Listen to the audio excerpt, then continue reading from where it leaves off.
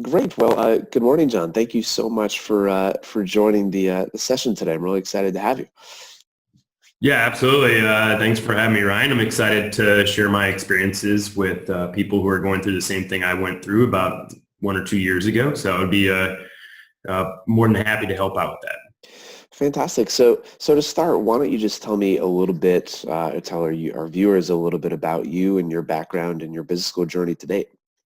Sure. So for me, business school is a pretty drastic change from what I was used to. I went to West Point for undergrad, and then I was in the Army for 8 years. So transitioning out of the Army and into the business world was something that for me, I didn't think I'd be able to do to my max potential unless I was able to gain some of the harder skills combined with the softer skills like leadership and teamwork that I learned in the Army. So I think for me so far, it's been a great experience here at business school, and I've been able to get out actually more than what I had thought going in.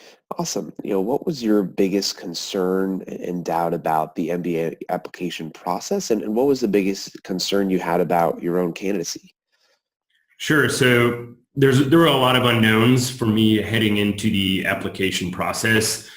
It was kind of mysterious as far as what goes on the other side and what they're looking for. And so trying to narrow that down and figure out what it meant for each school was a pretty difficult process. And then kind of interwoven with all that was my doubts about my own candidacy. And I think everybody kind of experiences the same thing. You hear these schools are all top-notch schools, top students, and they certainly are. And so you start to kind of doubt yourself. Well, I don't know if I really, have the qualities to fit in up there. But the short answer is, everyone's unique and everyone brings a different perspective and background to the school. So the key was kind of showcasing that and differentiating myself because I knew I did have a lot of skills and experiences that I could bring and add value to the program. And so I kind of started focusing on that. One of the other major concerns that I had was my test scores. So overall, my GMAT score was competitive and well within the range of accepted applicants to top schools. But for me, my quantitative score was really low. My verbal is very high. Quantitative was about half of that. So Okay. it was quite a challenge to overcome that, at least I thought.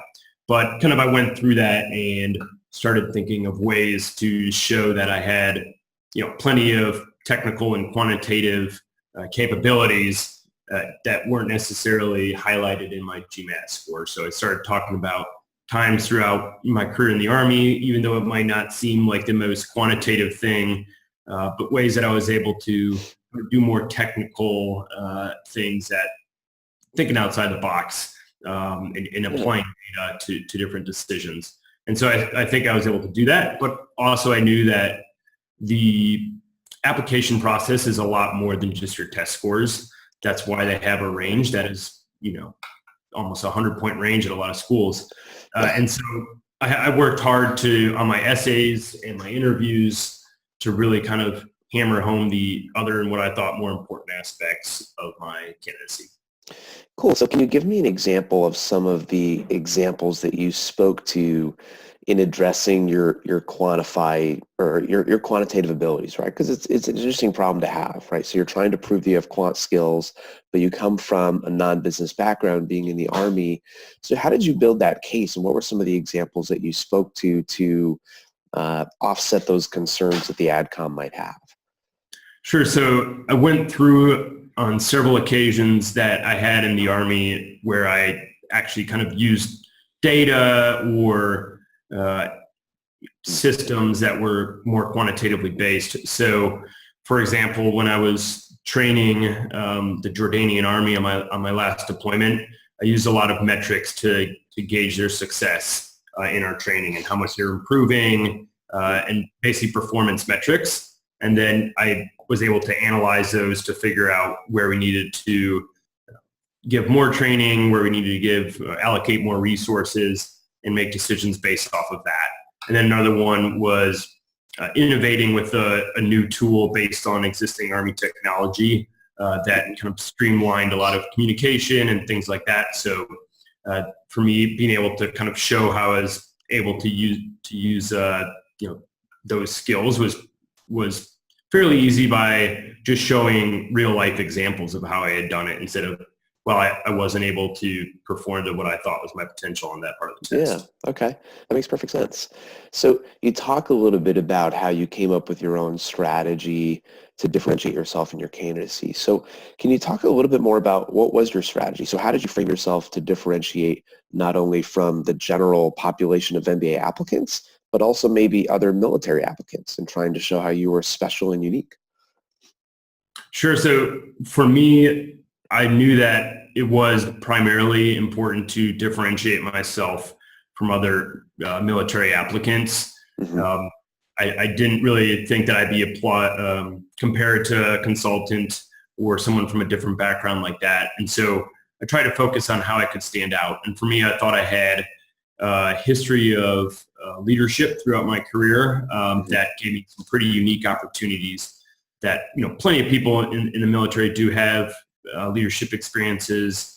But I felt that throughout my career, I consistently had great opportunities to lead, but also in different environments. So I branded myself as a cross-cultural leader. So I was able to lead across cultures in different capacities, in different countries, working and collaborating, whether it was in Afghanistan with the local tribe and government and their army, as well as leading my own soldiers, or a second deployment in Afghanistan where it was kind of a very different, unique perspective on like brigade staff, a higher staff, and kind of figuring out how to lead from that position. And then in Jordan as a troop commander of about 90 soldiers, trying to figure out how to train a Jordanian army. So very different perspectives there on leadership. And also it wasn't just American soldiers that I was leading. It was a whole bunch of, people from other armies and cultures, and how I was able to bridge those cultural gaps. So for me, that's how I branded myself, and I felt it differentiated me from a lot of military candidates who, brought their own perspectives and experiences to the table. But for me, that I felt that made me pretty unique. Yeah, it sounds like some really interesting experience for sure. So tell me this, being in the Army, especially when you're abroad in these other countries, is a pretty full-time job. And one thing that schools tend to look for is community service and work that you're doing in the community. So did you have much time to do anything community service related? And if not, how did you address that, or did you address that in your application? Yeah, so absolutely, there wasn't as much time to do community service with, you'd be deployed for a year at a time. There's not a whole lot you can do back home. So, I had looked for opportunities to volunteer, usually on one-off type events throughout, my time in the Army.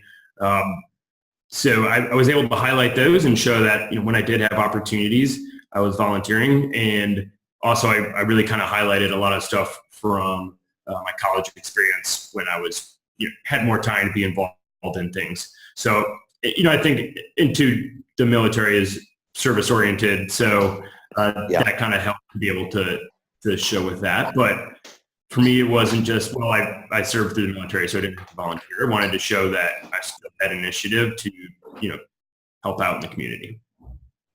Sure, that makes perfect sense.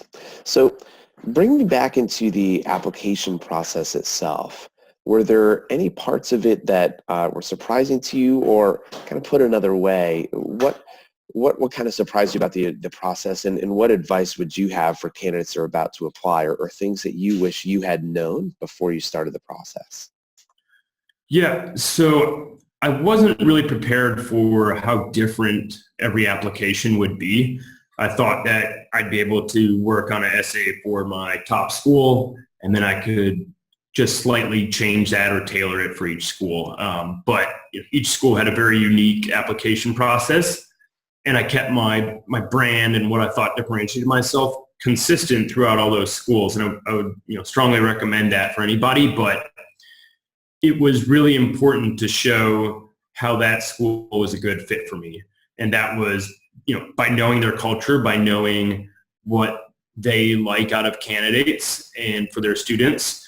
And the only way I could do that was by talking to their current students and their admission staff, but just constantly reaching out to people and asking for 10, 15 minutes to talk about their school, going to the schools, visiting them, visiting classes, and again, talking to students while you're there. And I think being able to do that and show that I had a genuine interest in those schools was pretty important. Yeah. So how did you get a hold of students for those 15-minute conversations? Did you just find them on LinkedIn? Did you find them through, like if we use Kellogg as an example, which is where you ultimately went, how did you build relationships with students at Kellogg? I went through the Kellogg Veterans Association website where they had points of contact for me to reach out to. There was a form I filled out, and within a day, somebody contacted me right away, asked, how can I help? And who can I put you in touch with and all that. So I went through that channel, and I think that opportunity is available for people of all backgrounds. I'd recommend reaching out to the club of the industry that you're interested in or that you're coming from, and I think people are more than happy to help out and take some time to talk to you. That's great. So zoning in on Kellogg for a second, which is obviously where you ended up, how did you make your case to Kellogg that you were really interested in them and that you were a good fit for what they're looking for? Yeah, I think the biggest thing for Kellogg is its teamwork and collaboration culture. It's a culture of, they like to say, high impact, low ego. And for me, that was exactly what I did in the Army and how I was a leader in the Army. I always focused on kind of as a leader, not just directing people what to do, telling them what to do, but building a team, achieving buy-in to what I was trying to do in the mission at hand. And then as well, building a team of partners from other cultures. And so I think with what Kellogg does here, whereas they look at, the entire student body is very diverse, comes from different backgrounds, but they teach everybody, just to collaborate to solve problems. And so showing what I did in the Army that was collaborative and building teams was, for me, very easy to demonstrate fit. And, I don't think you can demonstrate fit in an application unless you truly think there is a good fit there. And so for me, it was very natural. It can be forced a lot of times. I think people tend to do a shotgun blast, so to speak, of different schools to apply to, and they just, whoever's going to take them, they'll go to. But you're trying to force something on there that's just not there, and it comes out maybe awkward, or just your passion for that school doesn't show through. So for me with Kellogg, it was absolutely a great fit, and it was very easy to talk about that.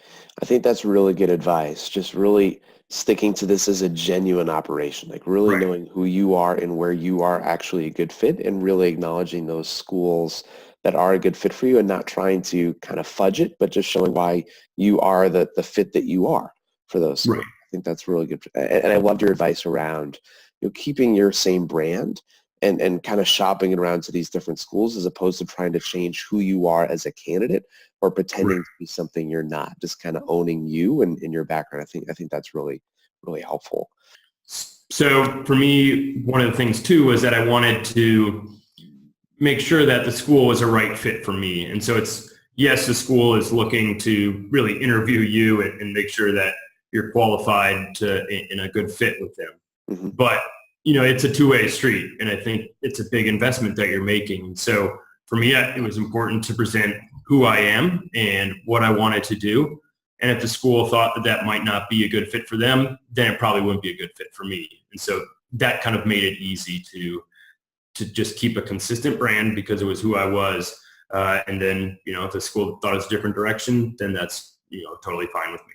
Yeah. Awesome. That's really helpful. So any last pieces of advice that you might have for MBA candidates in general and or specifically candidates who are trying to get into Kellogg? Yeah. So, I think one of the things with the application process in general is to not get ahead of yourselves. I think a lot of people tend to start studying for the GMAT, and then they look at an application question, they start writing their essays while they're studying, and then they already start looking at things about interviews, and you just got a lot of things going on at once. I think it's important to prioritize in sequence what you want to do. You want to start with the GMAT. Set aside 2 months or however long it's going to be to do nothing but study for the GMAT. Yeah. Focus on that, get the score you want, and then move on to your application, your essays. Don't worry about the interview. Don't worry about any of that.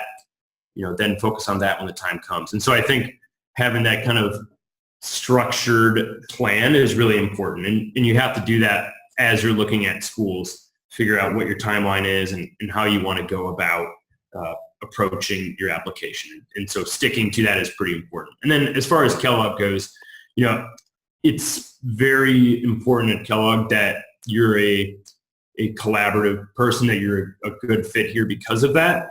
And so it's not necessarily going to show through in your test scores or anything like that. They're really big on an interview. They were the first business school to do interviews, and now they interview every single candidate. Yeah. So, there is no cutoff for who gets an interview. If you apply, you get an interview. So I'd really stress taking that interview very seriously, and it's your biggest chance to make your case. And, you got to keep your brand consistent through your essays, through your short answer questions in your application and your interview. And I think if you do that and you showcase how you'll be a good fit, you have a very good chance of admission. Awesome.